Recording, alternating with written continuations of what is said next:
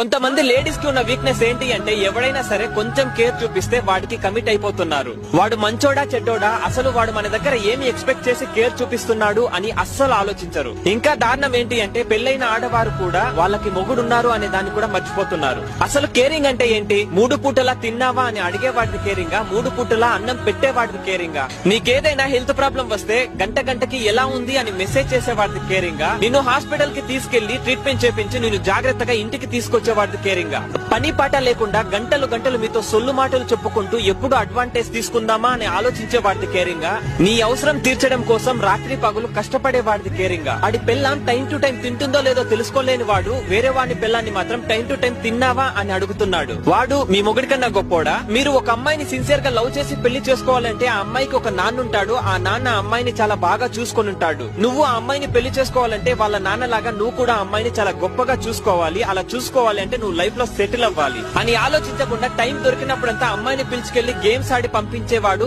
మీ నాన్న కన్నా గొప్ప. మీరు వాడిని అరగంట మోస్తే వాడిని అవసరం తీరిపోతుంది అని ఆలోచించే వాడికి బాధ్యత విలువ ఎలా తెలుస్తుంది? మిమ్మల్ని జీవితాంతం భుజాలపైన మోసేవాడికి తెలుస్తుంది బాధ్యత అంటే